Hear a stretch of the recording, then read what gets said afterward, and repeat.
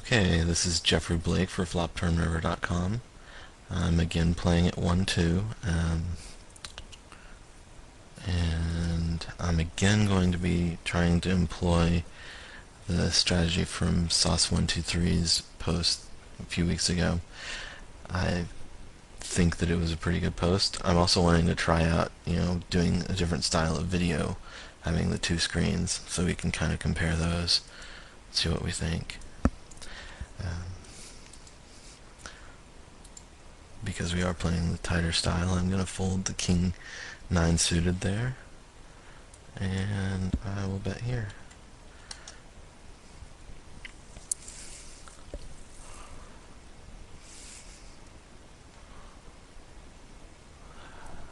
I don't really have anything or any hope of anything, so I'm letting this go.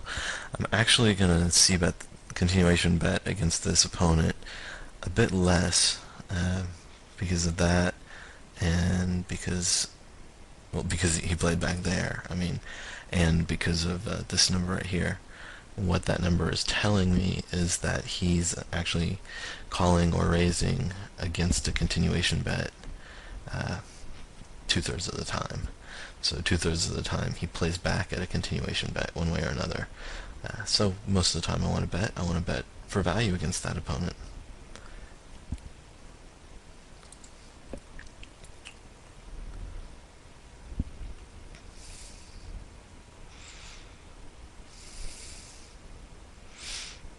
This is obviously a good situation with aces under the gun. Hopefully we'll get an aggressive opponent that re-raises us, but you can only ask for so much. We could have definitely asked for more than that.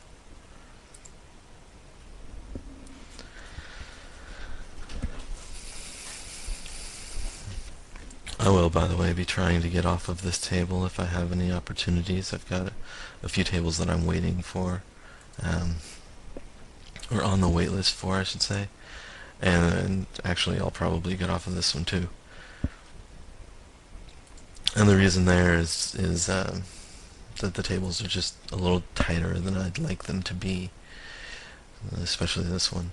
So I don't know that they're going to be as profitable as I want. I look for tables that are at 30 or above VPIP for the table. You can see this one's right at 30. So it's okay. However, actually,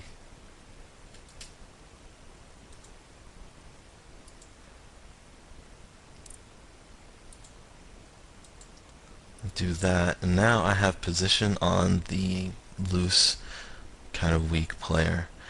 What that'll give me is, instead of being out of position every time I'm playing the person who's playing the most pots of the table, I'm in position.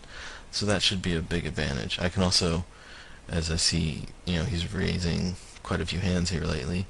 If that continues, I can start 3-betting him and seeing what he does there. Although, the way that he has, what he's shown so far, I expect he'd just, call. Maybe not the first time, but pretty quickly he'd be calling. And actually, I don't know that he'd even respect it initially. Do have to pay the blinds again. That's fine. The couple of hands I missed there are not anywhere near the equity I gained by being in position on that guy. So this may actually turn out to be a decent table, since I'll have position on the lose aggressive player. Well, the lose player, I don't know if he's aggressive or passive yet.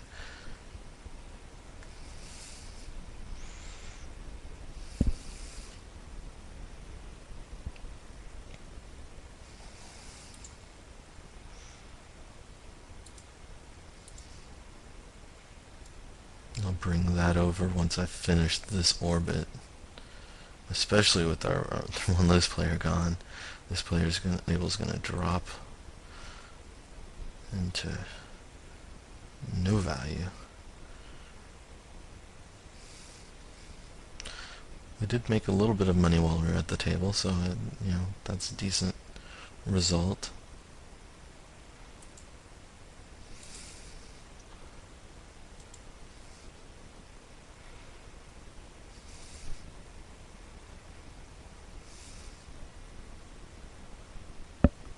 And by a little bit of money, I mean one big blind.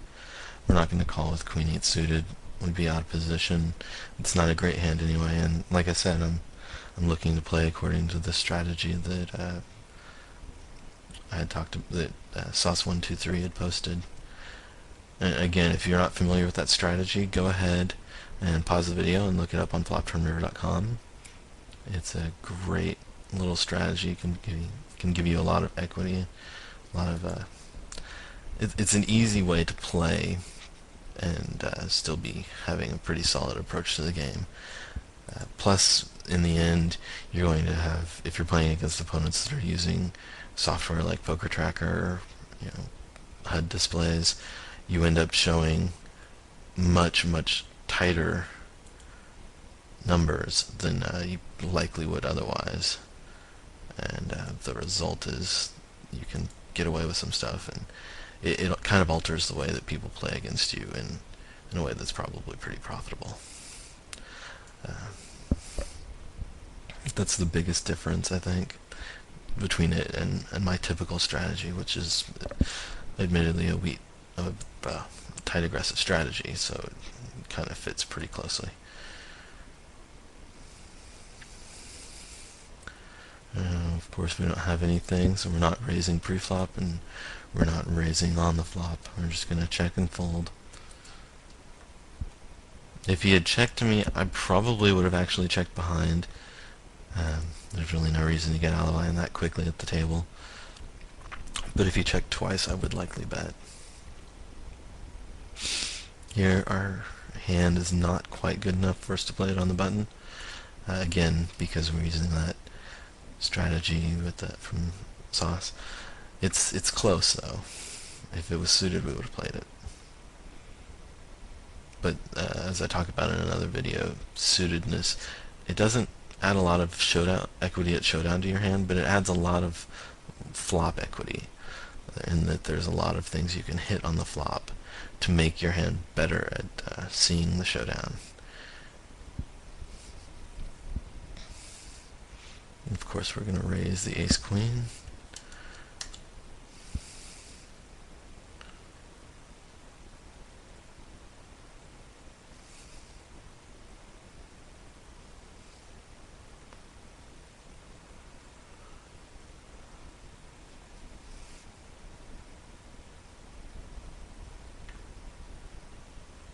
And of course, we're going to fold 8-deuce.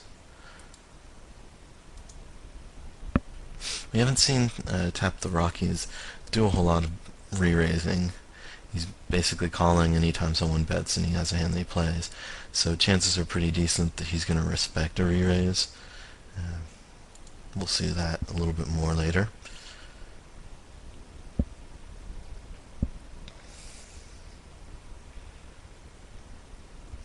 Yeah, if he's just calling with jacks, that's actually not a great It's not a great line to take, especially when he's going to be kind of out of position at the table. Here we've got king-queen offsuit and under the gun +1. We're folding it. If it were suited, we would play it, or if we were on the cutoff, we would play it. And you know, I just realized we were actually on the cutoff. That was a mistake.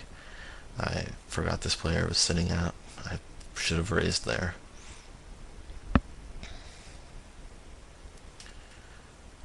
Jack deuce out of position. It's not a strong enough hand to play.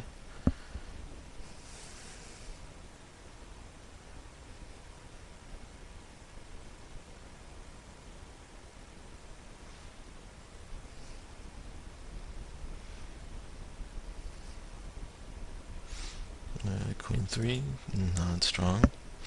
Just fold it.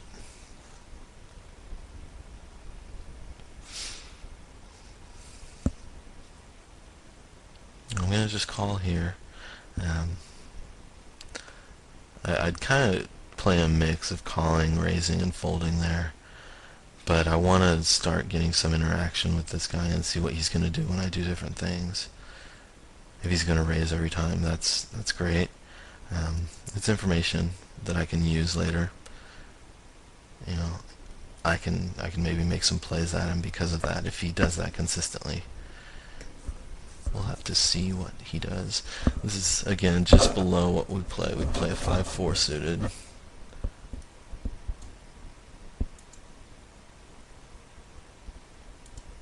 just going to take a look at this table. I'm not actually going to even play for the first orbit. But I want to see how the table's laid out. I may swap it in. In fact, I probably will, given that our single loose opponent is gone. He was where we expected to make our money from on this table. So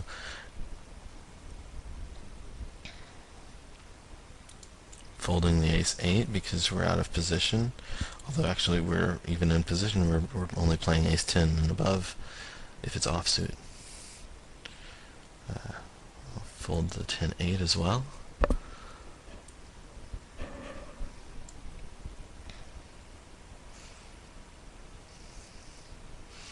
I'm going to go ahead, we're down a few chips, I'm going to reload on both tables.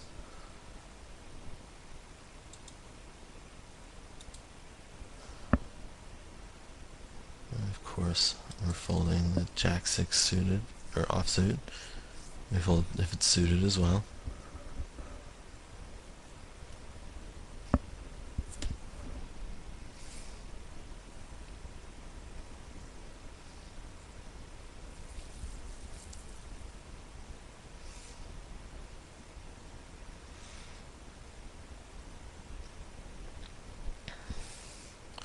And we're folding here for a number of reasons. One would be out of position. Two, this guy, we only have 21 hands, but he's only raised once so far.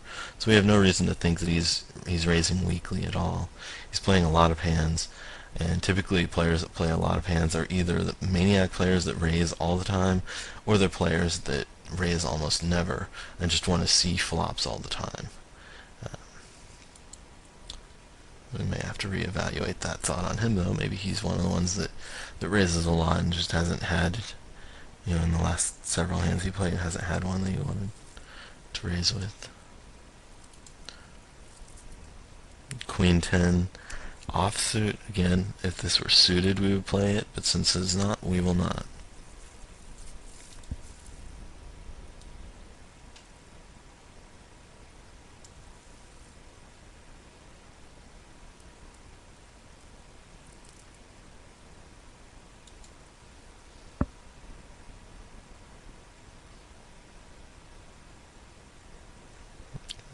We'll fold the king 6.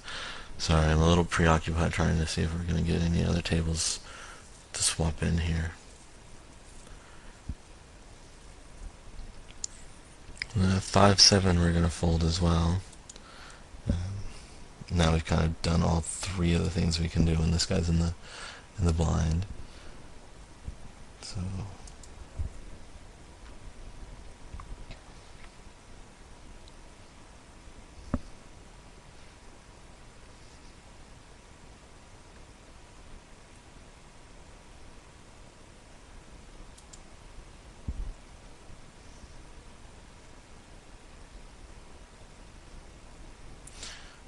okay, I am going to go ahead and move one of these other tables in once we're done with this orbit. A little bit looser raise than what we're supposed to be doing given the strategy we're playing, but I've been pretty tight, so I was hoping to get away with it. With this many callers and a straight draw, a flush draw, and a card we didn't hit on the flop, I'm just going to check it. There are too many ways that someone's going to have something that they'll play back at us with. And they all check as well. And a turn card comes that doesn't do anything for us. I know it's pretty weak with an ace-queen here, but there's no way that I think we can make much out of this hand. If there were any fewer players in, I would definitely want to go with it, but I'm just not happy with it.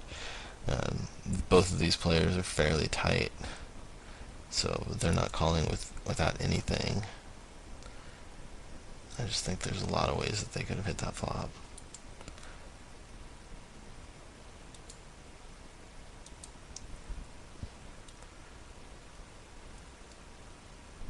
And we're going to bring this table in. I don't have any specific reads on anybody at this table except that we have a player playing 50% of his hands little ways to our left. So we like, or to our right, I'm sorry. So we like that. We're sitting to his left.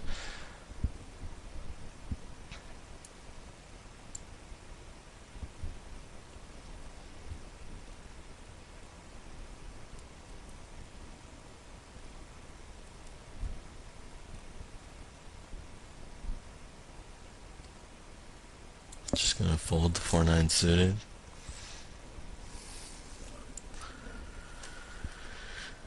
We've got a min bet out of our loose min betting opponent.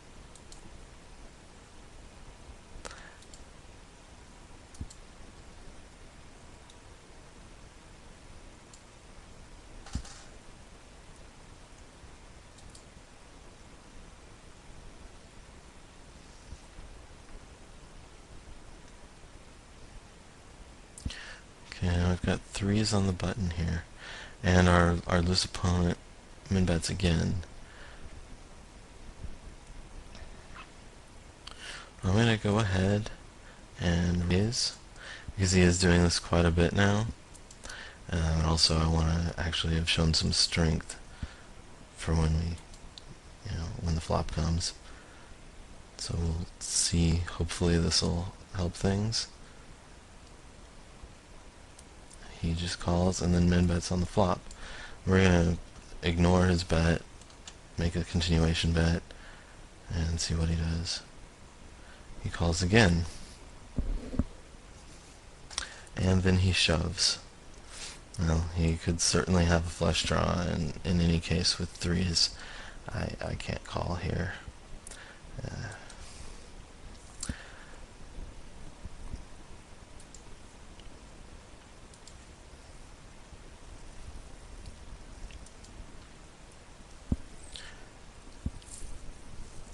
I probably call. I don't. There are a lot of hands that I do call there with, because he, it's hard to say that he has to have a flush there, and he's definitely not a strong player.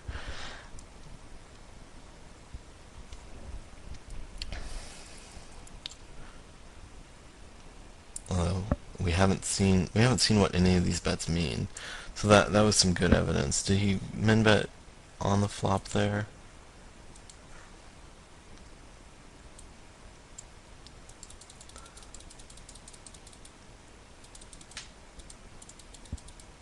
Check the flop, bet when the queen hit on the turn, and min bet again on the river. So that tells us a little bit.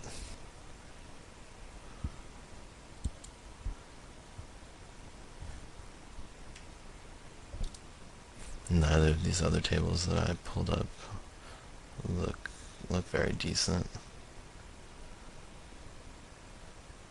So we'll stick with these two.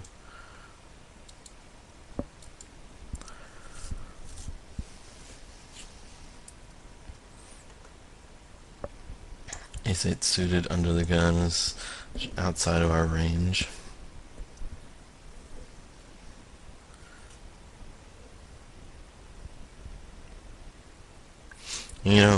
Knowing what he's going to do when we 3-bet like that, I'm not sure if I would 3-bet with 3s or not. I still would with like 7s or better against this particular opponent. 3s, I think it's kind of iffy either way.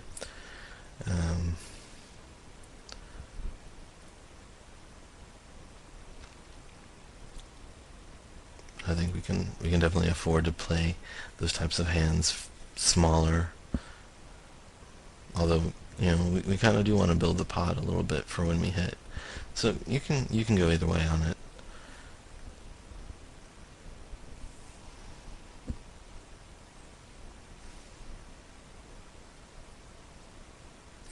With the queen jack suited in the big blind here, I'm not likely to play him any pots unless it's basically given to me pretty cheaply. That's in fact perfect. If we weren't out of position, I would have raised there pre-flop. This flop kind of makes me wish that I had. I'm not going to call if he bets, but I'll definitely be betting the turn if he checks. bet of $5. He could very easily have a suited ace there, or any kind of king or any kind of pair. So I don't think that it's worth a call there. It really would have been a much better situation if we had bet out pre-flop, but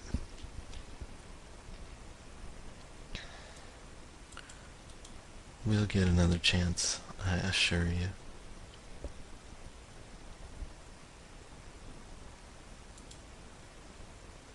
Won't be this hand, though.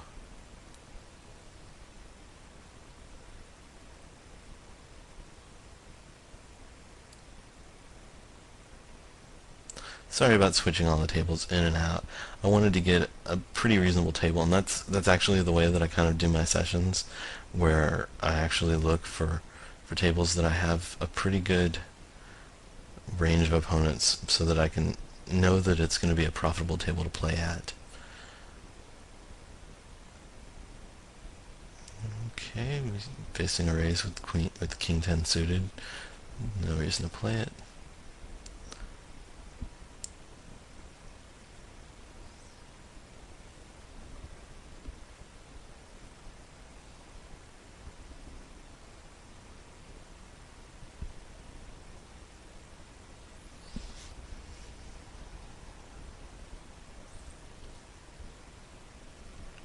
Here we have an ace-queen suited. We're certainly raising.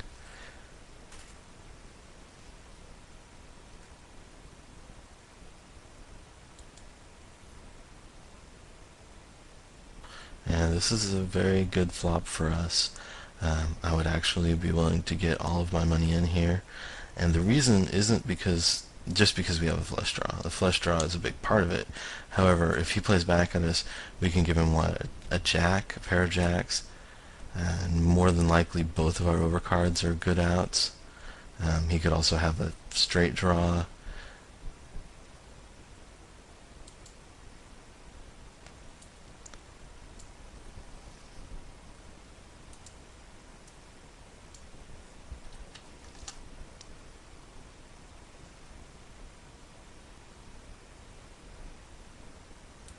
He could have a set. He doesn't. Neither of our overcard outs are good, so hopefully we get lucky. And we do. That was very, very bad. A very bad way for him to play aces, and it's fitting that we got to punish him for it. That getting all in with an overpair there on a really draw-heavy flop like that just isn't going to be good for you. I'm going to go ahead and take a stab at this pot. I'll probably give up if we face much resistance. That would be much resistance. And the last pot's out of position here. I'll actually not bet there, just so I can kind of evaluate what other players are doing. We take it down a lot more on the turn, I think, anyway. So you can make a case for checking and then betting the turn, given our position. Turns out we would have been very far ahead until the river. We very easily could have taken it down. Well, also worth noting that this guy raised us with his pair of threes there. Facing it all in with queen 10 or not calling. I'm thinking more that that may have been a very strong hand that we folded against, because for him to shove that big has to mean something's different. A lot of really weak players will make that play when they don't know how to maximize value with a pretty strong hand. I'm going to make a note on this opponent about his threes hand.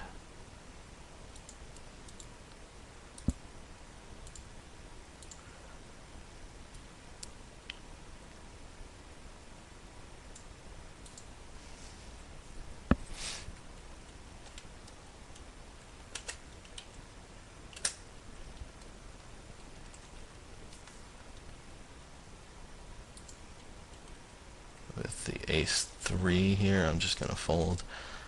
I'd fold even if I wasn't typing a note.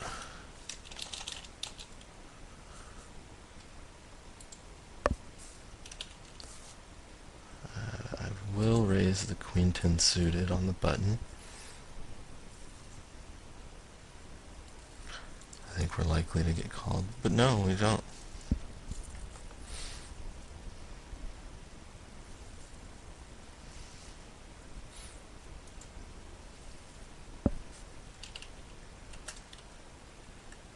Did Slash just shut down another set of pocket threes?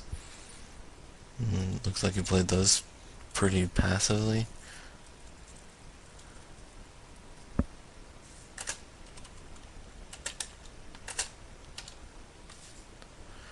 We'll be betting the nines as well.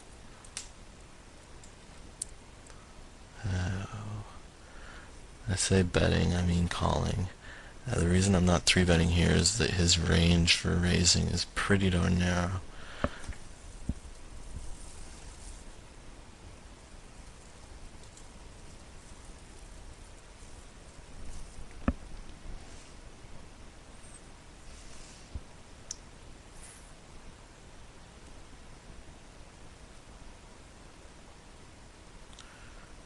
He bets pretty big into this. I'm just going to call to see what our other opponent does. I'm also going to call the min bet with our ace-5 suited.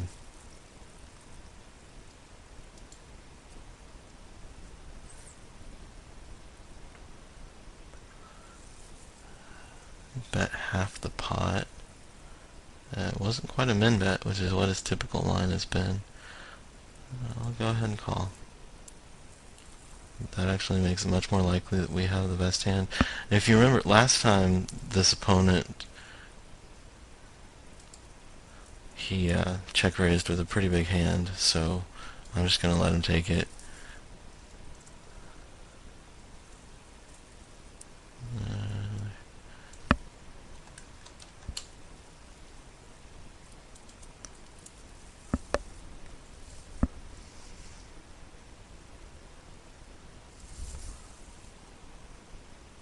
What did our guy have there? He had... he had pocket fours. Thin value bet by us, but not bad.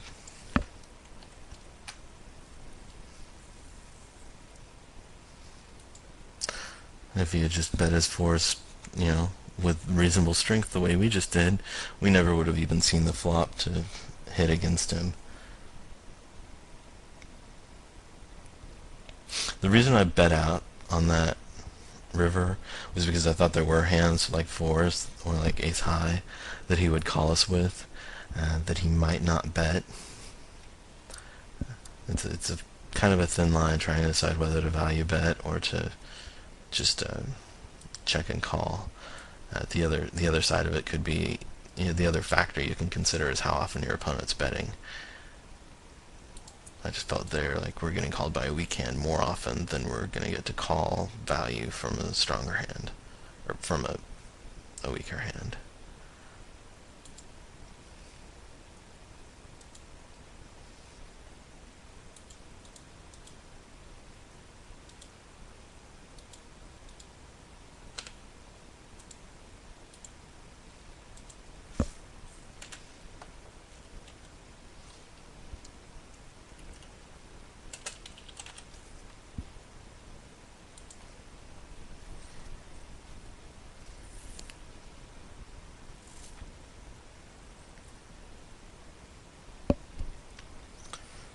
With 6-7 offsuit, we're not betting here. If they were suited, we would. But offsuit, we'd only go down to Jack 10. Again, if these were for suited, we'd be making a bet. We like the increased equity.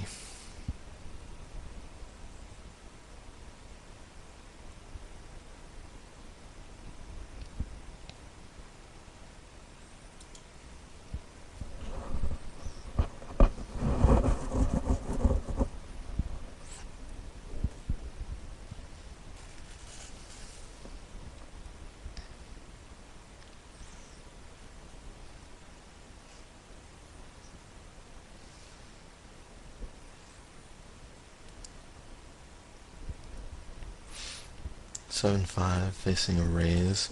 There's absolutely no reason to play it. And Queen 3, there's no reason to play it whether we're facing a raise or not. Jack 6 is the same.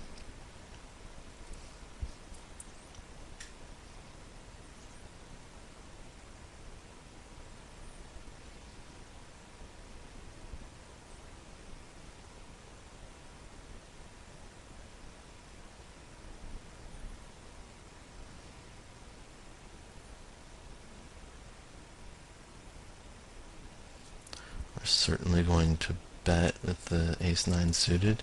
I was actually planning, I should say, on 3-betting if either of these players had opened, because they're both opening, I think, wider than that.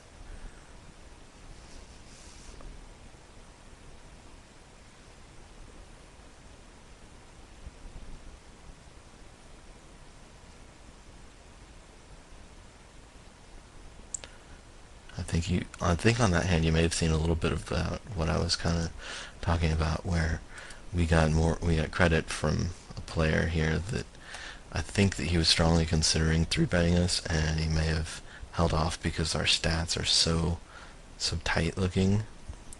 Of course, as you've seen, we've played some pretty marginal hands, but our stats look pretty darn tight.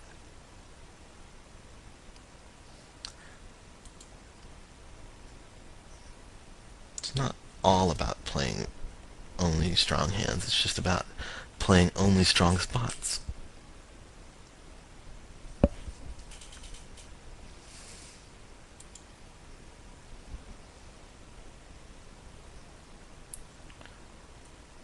We'll be raising a Queen Jack from the button, folding a Queen 7 suited from under the gun.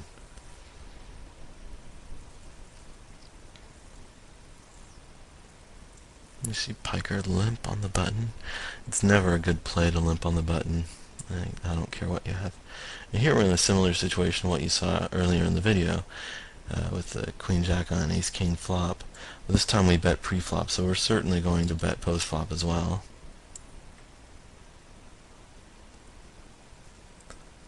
And here we're not going to bet the turn,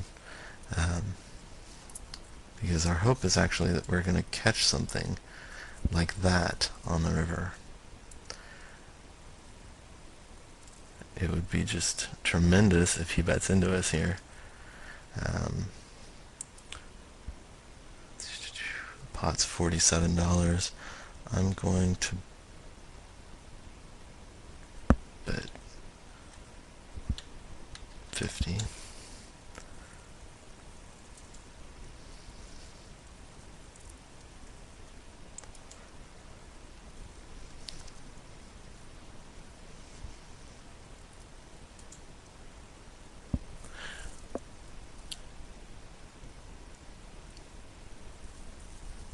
I'm surprised that he called there without shoving.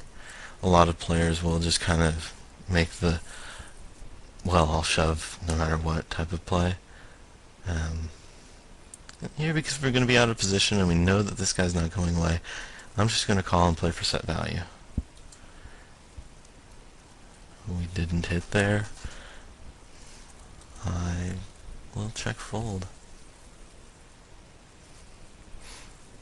You know, I'd almost like to just show down.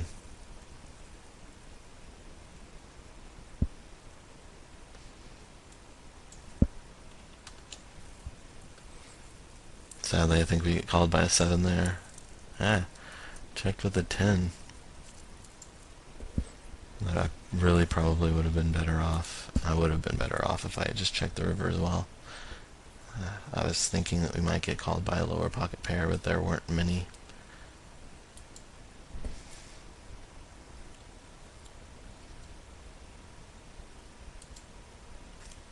So, small mistake. My apologies, I try to keep them to a minimum. And we lost one opponent here, gained a slightly tighter one, and a much more aggressive one. That's actually not good for us, since he'll be in the blinds a lot. The aggression more than the tightness. He's not tight enough for it to matter. Although actually, if we look at his numbers over here, uh, he's aggressive on the flop. He's raising most of the time, so he's aggressive. He makes a lot of continuation bets, and then he basically shuts down. And that could be good information.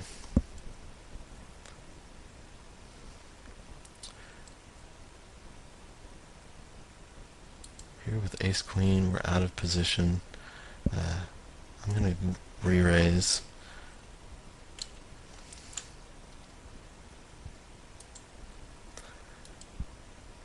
I think that we're ahead of the range that he raises from the cutoff, and I think that I don't want to play out of position if I don't have to.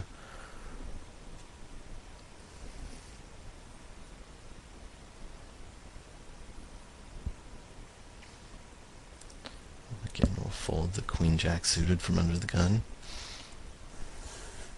Unless somebody limps, we'll be folding this. Certainly a player that tight raising is not a situation we want to raise or call.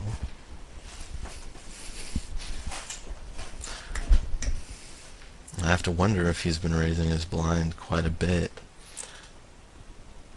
Otherwise, I think Donkey probably has a decent hand there.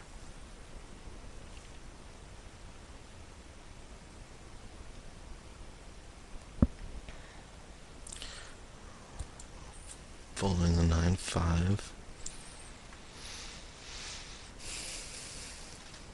And I'm assuming that Nice and Sleazy must have decided that this table didn't look very good to him. Moved on. We'll have to see what She Won't Go, how they show up.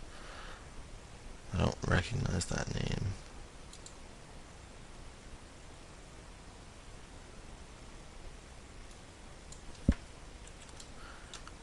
I'm betting just because I was checked too. I'll take an even mix of checking behind and betting there. I think checking and then betting the turn can also be good.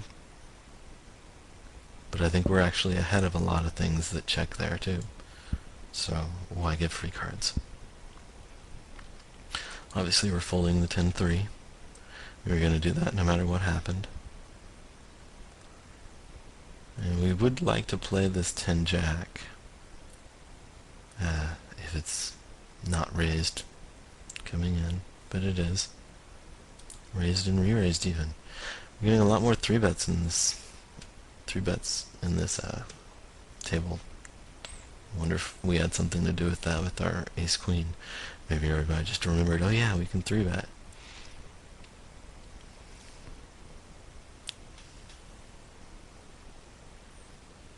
I can't see what he'd be playing that he folds there.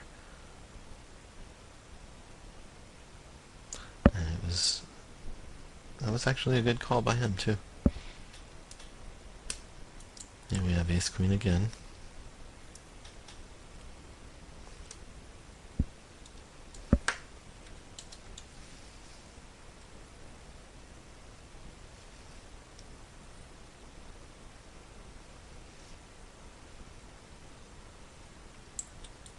It's not a great flop, but we will continuation bet it.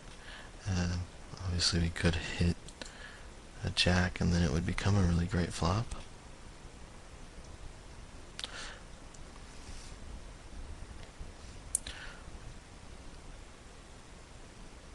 With him just calling there, I think we're probably ahead of his range.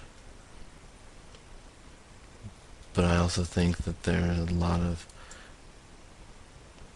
reasons to check here.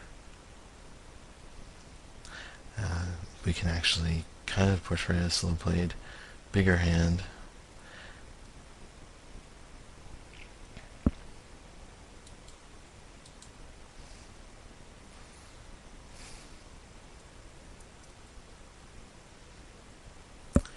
I'm just going to let this go. We've only got middle pair. We don't really want to play a big pot against the only other big stack at the table.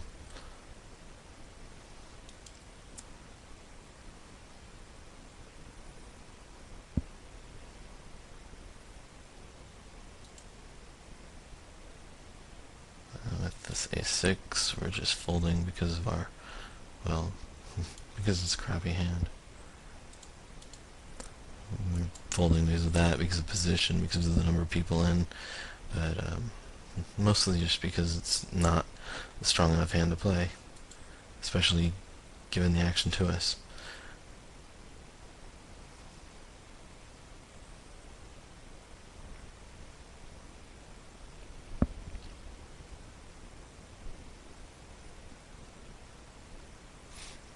I'm going to go ahead and sum up this video once we finish the current orbit. Neither one of these tables is looking great anyway, but I think that's been a decent little session, and we'll see how this video turns out. It's worked a lot smoother with Camtasia, the software I'm using now, than it did with the old software I was using. So I'll probably try to primarily do these two table videos unless I hear some feedback telling me otherwise.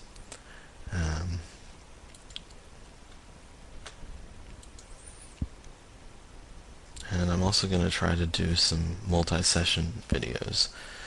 When I say multi-session, what I mean is do some videos where we go through and we'll have half an hour with a break, and then immediately come back in.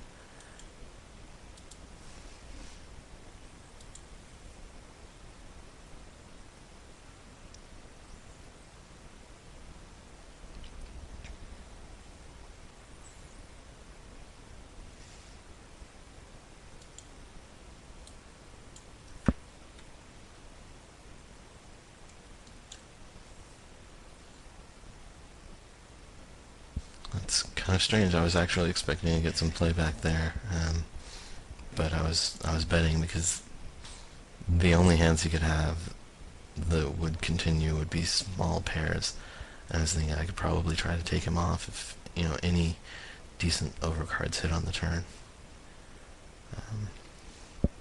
But I guess he didn't have a small pair, or he believed that we had a bigger one given that we were so out of position. Which is, I say so out of position. We were under the gun +1. It's fairly accurate that we would have pairs there quite often. Alright.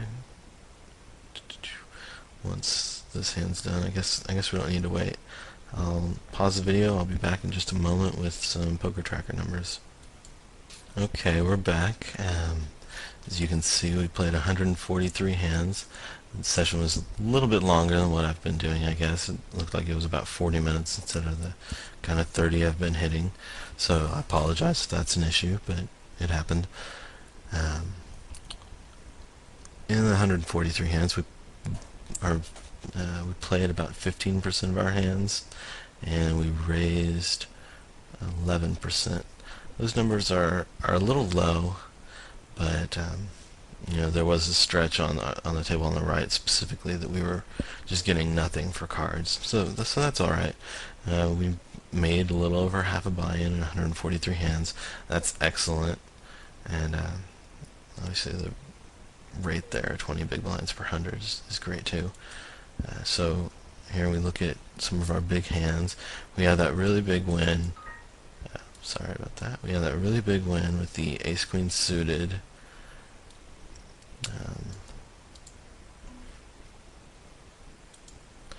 Where we ended up sucking out against the guy's aces.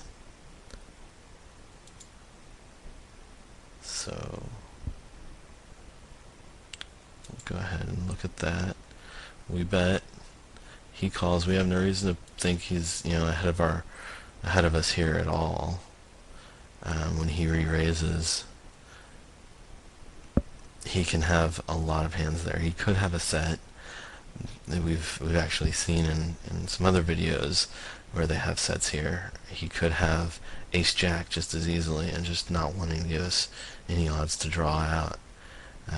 He could have kings. He could definitely, if he's playing aces like this, he's playing kings like this 100% of the time. If he has kings, we're actually ahead.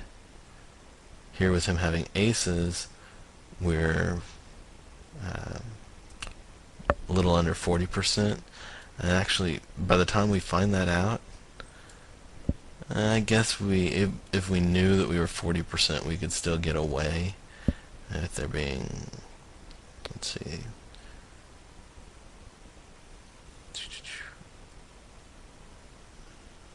there's 12, 15, that's 30, 60, 60 in the pot. It'd be close, but we could probably get away if we say that he can only have aces here. However, he can't. He can have a much wider range than aces. I'm sorry this wasn't in the screen the whole time. This is what I was referring to. I clicked the winning percent button here. It popped up with this. So we know he's got aces. We know that we're 40% on the flop. That's plenty, I think, given that if he has kings, we're ahead. If he has tens, we're way ahead. If he has ace jack, we're way ahead. There are a lot of draws he can have here too, because a lot of people like to play really strong with their draw. Well, if he has another draw, or if he has even a pair and a draw, the draw is no good. That means he's just got a pair and we have a few less outs. So our hand here is tremendous in value. I think any hand other than a set and aces, we're actually the favorite against. So definitely want to get the money in. The fact that he had aces isn't that big a deal. And also, we were 40% to win the hand, so we didn't really suck out as bad as it looked like. The queen jack hand. This is the one where we ended up playing against ace 5.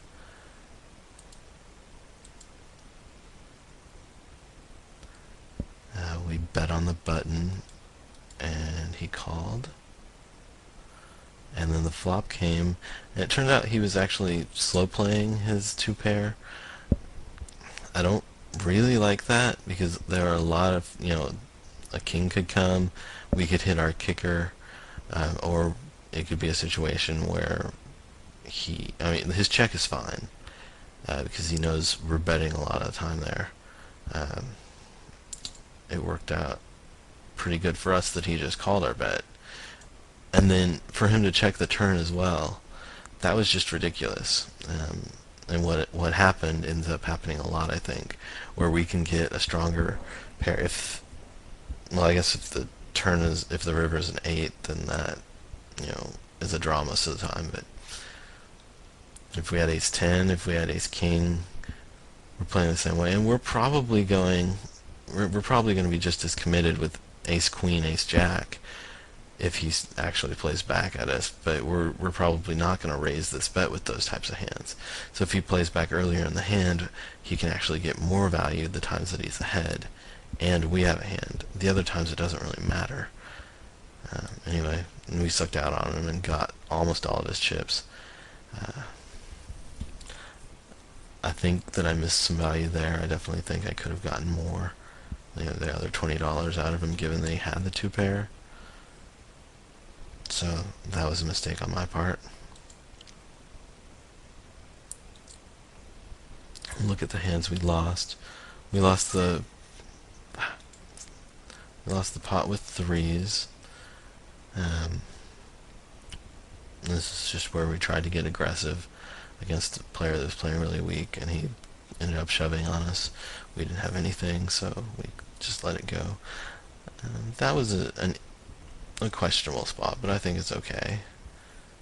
We lost the hand with these nines. We might have been able to do better with this if we had 3-bet pre-flop, but at that point our opponent wasn't making a button play, and he was raising very, very few hands from out of position. So I think we were justified in just calling pre-flop here and evaluating after the fact. And of course, I think with the action we saw, Axe 6-10 can be making this bet with some hands that we beat, but if he was a good player, he wouldn't be, given that he's seen a raise and a call. He has no reason to think that we're both going away, especially given that we both played out of position. if he was making a play, good for him. But I don't know that I really think he's strong enough to make a squeeze play in general anyway. So, alright, I'm okay with all of those hands. Nothing else is really a significant amount. I guess we could look at this, but ace-8 hand, it's really just continuation bet and head fold. So, anyway, it went well. The session turned out, very well. So, we were happy with it, and I hope you learned something. Always appreciate feedback on the forums. This is Jeffrey signing off.